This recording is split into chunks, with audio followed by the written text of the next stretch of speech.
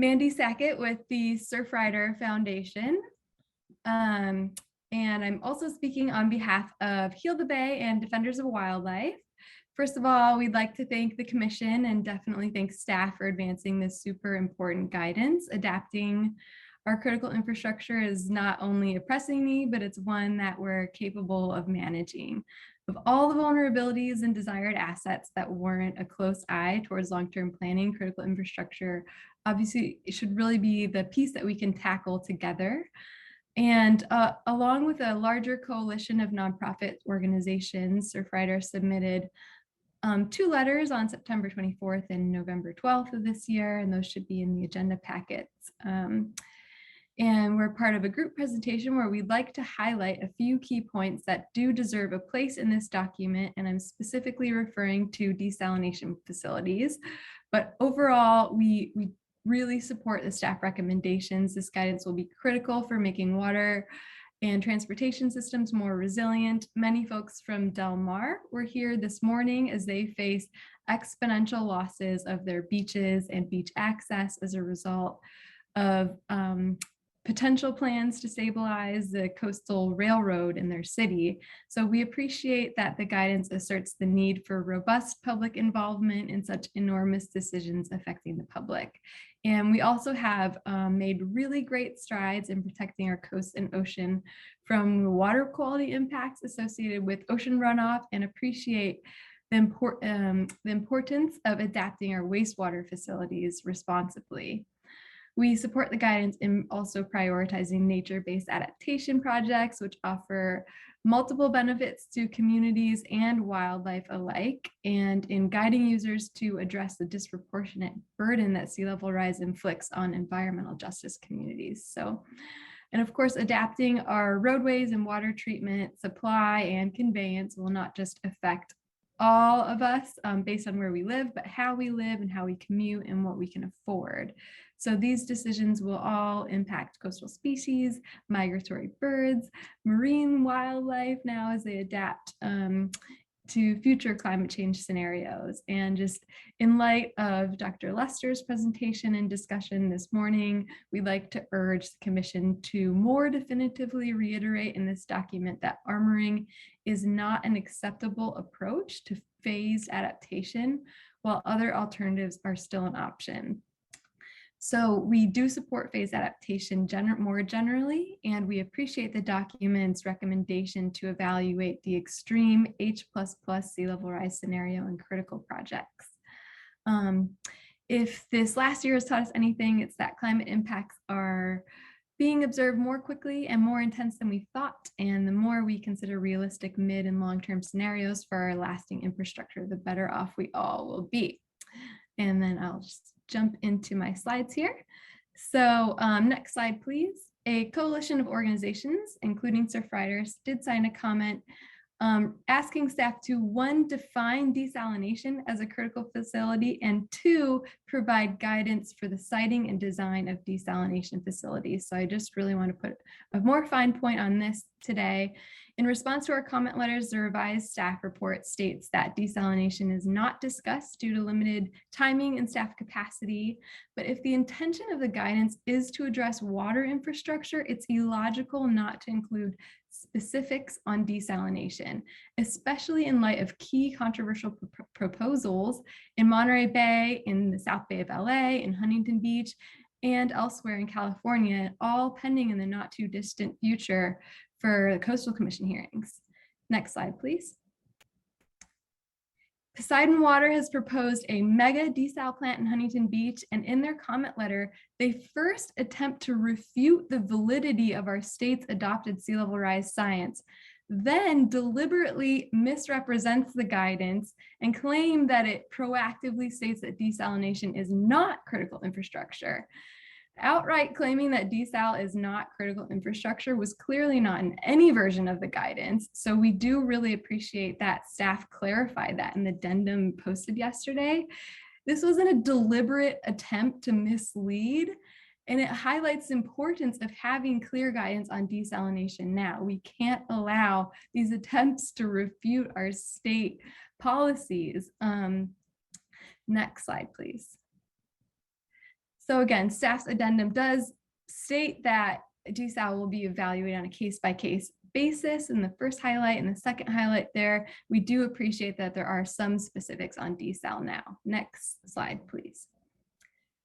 So the decisions that we make about the siting and design of facilities will play a major role in the state's adaptive capacity to sea level rise. Poorly sited plants will have a potential to lock communities into industrial patterns of development along the coast and hinder coastal species' ability to survive in the face of sea level rise. Next slide. This is the Poseidon Huntington Beach plant location that's proposed and will be before you early next year. Next slide, please. And here are the two outstanding changes that we'd like to see in the guidance related to desal, and Craig Cadwalader will speak next to these more specifically. And I just want to conclude that it's imperative the guidance provide more clarity around the Commission's expectations on how to site, design, evaluate, and construct these. Okay, Thank you. Kat, I was just going to say, so how many more speakers do we have? 19? Yeah, correct. Okay, so 3 minutes apiece. Okay. Great. And next we will have Craig Cadwalader. Thank you. Hello, I'm Craig Cadwalader, Volunteer Policy Coordinator for Surfriders South Bay Chapter. I've been working on water supply issues in the South Bay area for almost 2 decades. I have also been commenting on the West Basin Municipal Water District proposed ocean water desalination facility. Next slide, please. The proposed West Basin desalination plant in El Segundo is a perfect example of the need for critical infrastructure guidance. This plant is clearly sited directly on the beach. Next slide, please. And I mean on the beach. Next slide, please. And the water conveyance pipeline would run along the beach. I believe it is crucial for this guidance to address desalination and the siting and design of new desal facilities for Coastal Act compliance. Otherwise, jurisdictions like West Basin may spend years and untold millions of dollars designing a facility that may not be the best alternative under the Coastal Act, creating momentum and political pressure with that design. Next slide, please. First, we ask that the guidance define ocean water desalination facilities as critical water infrastructure. We understand from the addendum that staff prefers to handle this designation on a case-by-case basis. However, we disagree with this approach.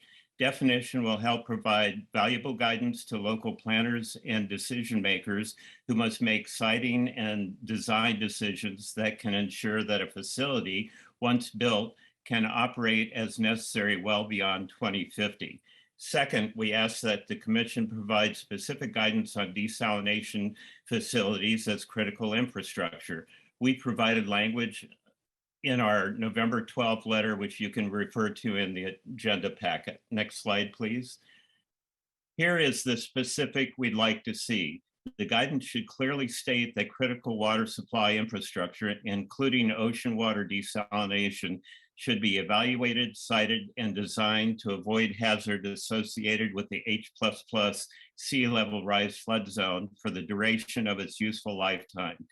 This guidance should clearly state that water supply structures are critical and high consequence because public health and safety depends on a reliable source of water supply. Precautionary siting and design of critical water supply infrastructure, including desalination, is fundamental to California's human right to water commitment. New facilities should not be permitted in hazardous locations, including where surrounding supporting infrastructure such as roadways and utilities will be damaged by coastal hazards in accordance with the 8++ scenario. I hope you'll take action on these recommendations today. California as a state, and Southern California in particular, has a lot at stake when it comes to the impacts from desalination on our coast, and we hope the guidance will more clearly address our concerns. Thank you for your consideration. Thank you. The next person listed is Delia King. I believe she was in as an alternate in case Craig had to leave, but Delia, I brought you in just in case you do have comments to make.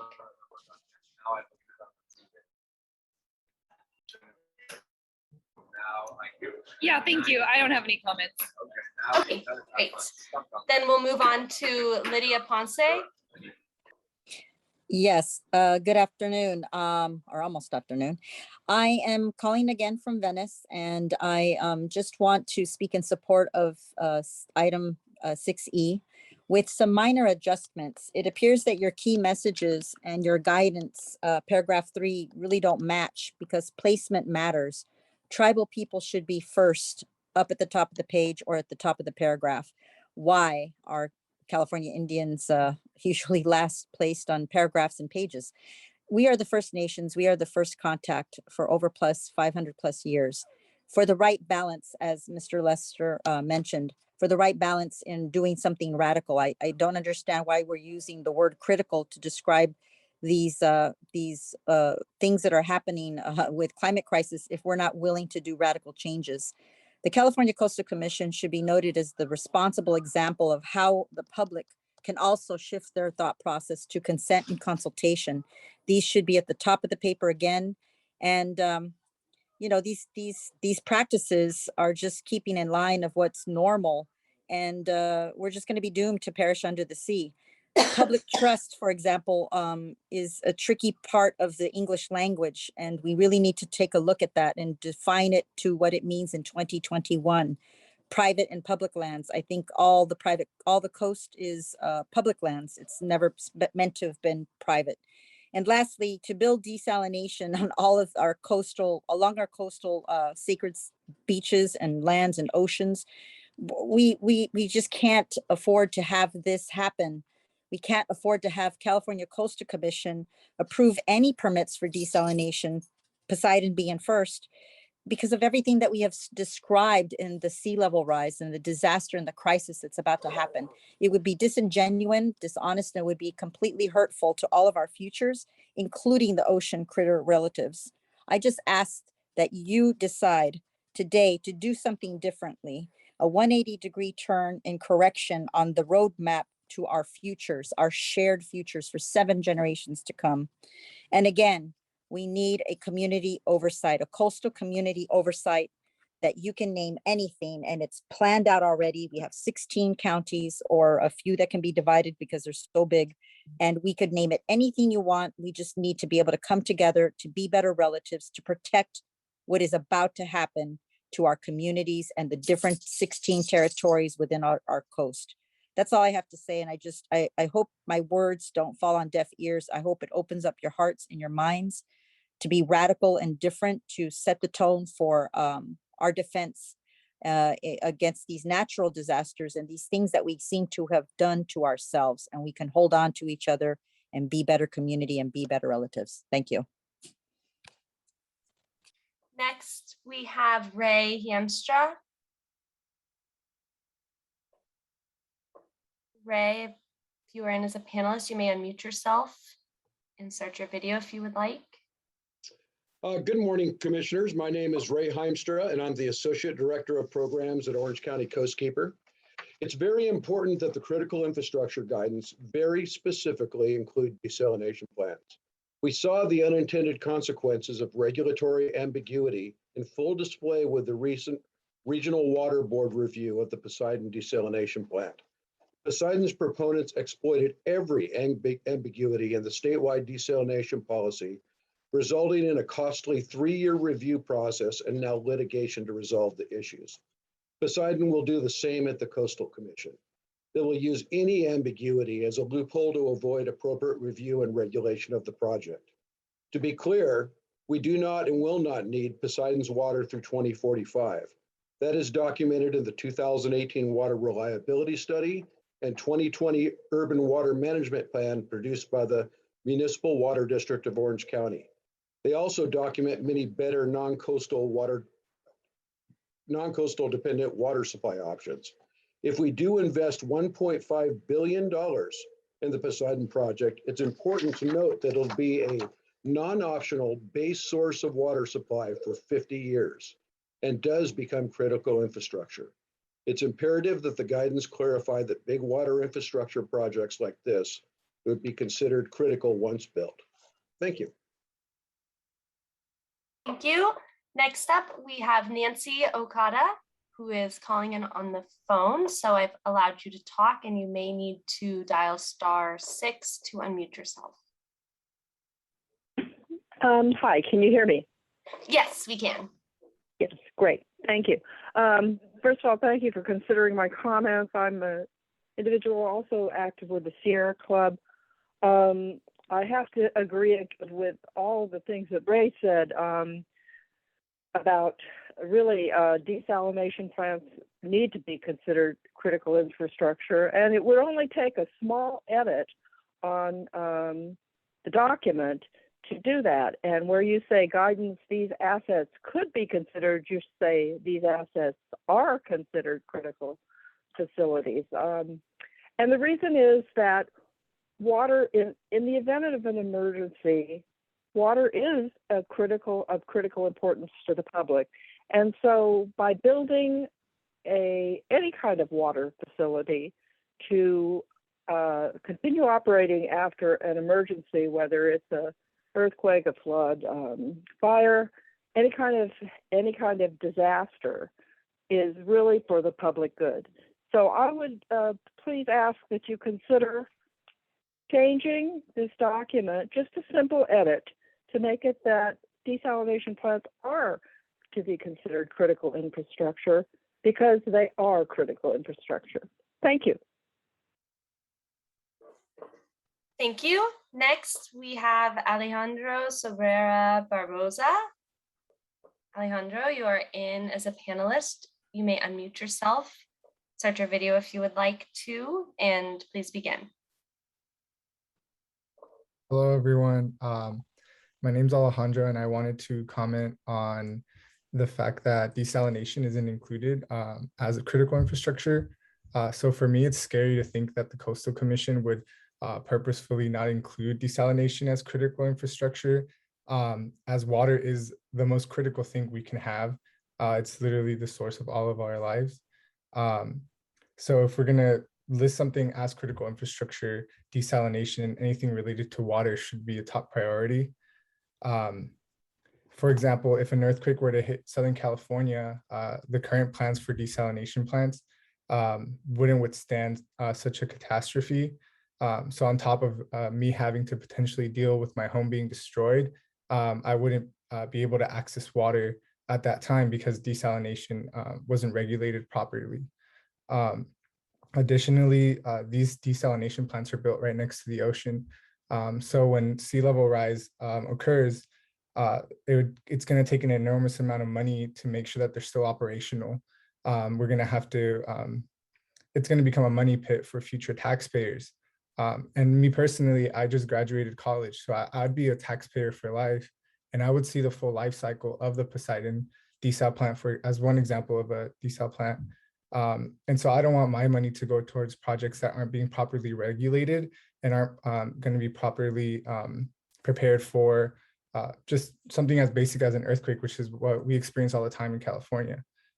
So I want to urge the council to invest in infrastructure that is built to last. And in order to do that, we need to be appropriately regulating all of these projects, and especially desalination plants. Thank you. Thank you. And next is Susan Jordan. Susan, it is now your turn to speak. You may unmute yourself and begin. Okay, thank you very much. And I'm assuming you can hear me? Yes, we can. Okay, great. So Susan Jordan with the California Coastal Protection Network. Next slide. Well, as you've heard, commission staff initially failed to explicitly include seawater desalination plants as critical water facilities in the initial draft guidance. And as one might predict, Poseidon seized that moment as proof that their proposed Huntington Beach desalination plant was not a critical facility. Why, you might ask, would they do that? Well, Despite Poseidon's parent, Brookfield Asset Management, being a $650 billion private equity behemoth, Poseidon is well known for crying poverty when asked to comply with the laws and regulations of this state. Next slide. And critical facilities must generally be built to a higher standard than mere commercial development. Next slide. The odd thing is that Poseidon itself, in its own March 18th, 2020 press release, touted its Carlsbad plant as a critical regional facility. They did that as they credit for its employees voluntarily sheltering in place to ensure the plant's continued operation at the start of the pandemic. And their full press is attached. Next slide.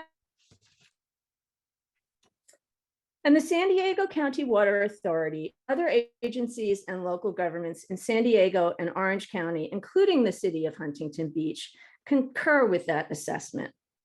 Next slide.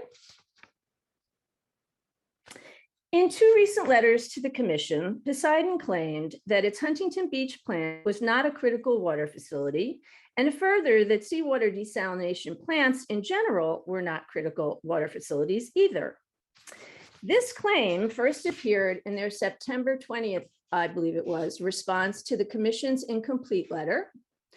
That's the letter where Poseidon made the heavy-fisted demand that they would not pay their permit fee unless your staff provided them in advance with a recommendation for approval and conditions. It also again appeared in their comments draft sea level rise planning guidance letter. Next slide. Poseidon's apparent goal to build to a lower commercial development standard in the face of sea level rise and other hazards is unacceptable.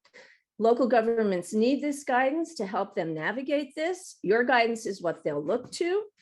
And I agree with the former speaker, Nancy Okada, who said, change one word and you've solved the problem completely. You move from could be considered with the same language to either are or will be considered. Thank you. We need to remove any ambiguity lest Poseidon continue to exploit in the future. Thank you.